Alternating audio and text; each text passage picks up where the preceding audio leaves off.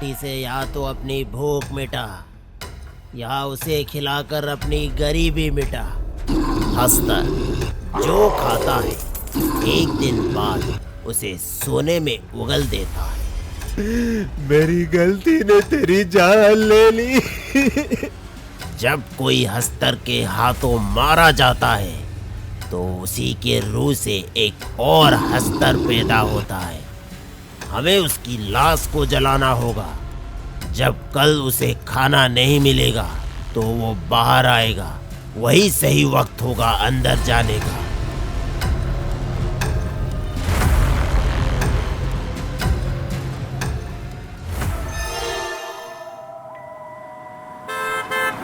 अगले ही दिन सूरज और पंडित मोहन के पास गए और उसे समझाया कि कैसे उसकी जान खतरे में है। नहीं, मुझे मरना नहीं है। प्लीज मुझे बचा लो, प्लीज।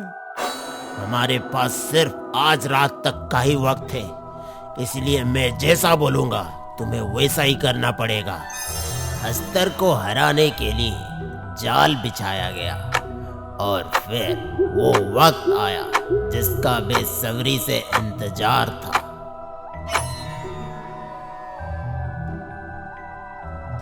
हस्तर के बाहर जाने के बाद पंडित और सूरज कुएं के अंदर गए।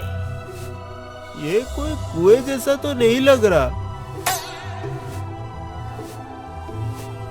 हस्तर ने कुएं को एक सुरंग बना दिया है ताकि वो अपने मृत शरीर को यहाँ छुपा सके।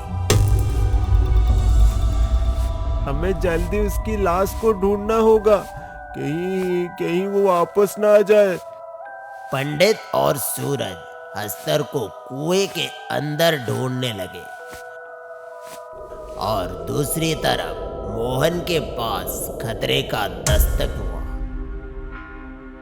लेकिन वो इस खतरे के लिए पहले से ही तैयार था। भूख लगने पर हस्तर तुम्हारे पास आएगा।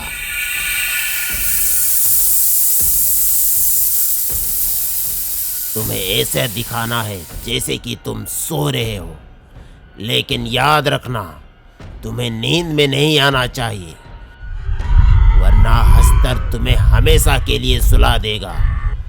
तुम्हें सोता हुआ देखकर वो तुम पे हमला करेगा, लेकिन एक लकीर उसको तुम तक पहुंचने नहीं देगा। इतना बड़ा सुरंग, इसमें आखिर हस्तर की लाश मिलेगा कहाँ?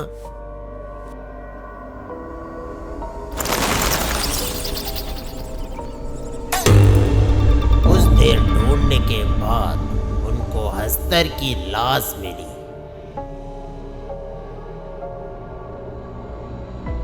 लेकिन उसका शरीर अब कंकाल में बदल चुका था।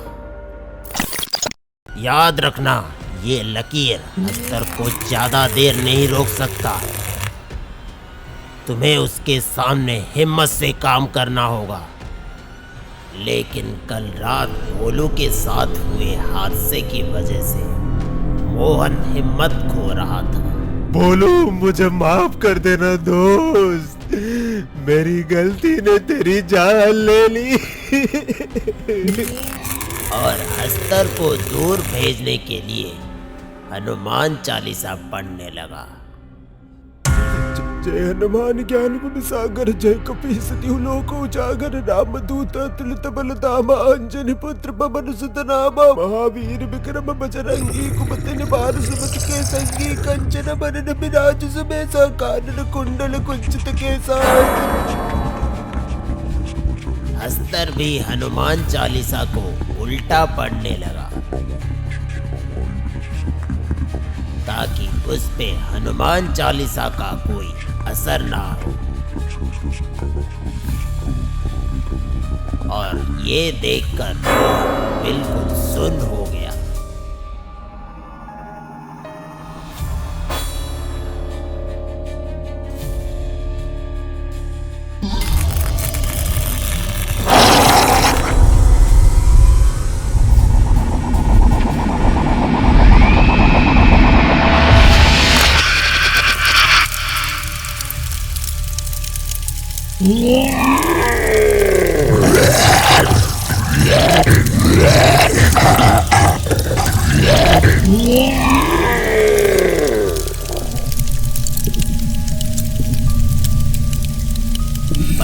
उसने आखिर हस्तर को हरा दिया और वो दोनों कुएं से बाहर निकलकर मोहन के पास गए। पता नहीं मैं आपका ये एहसान कैसे चुकाऊंगा। आपने जो मेरे लिए किया है वो शायद मेरा कोई अपना भी नहीं करता। शुक्रिया, बहुत बहुत शुक्रिया। मैंने जो किया वो अपने पिताजी की आत्मा को मुक्ति दिलाने के लिए किया। कुछ देर बाद पंडित और सूरज मोहन के घर से निकल गए। अब मोहन घर पे अकेला है।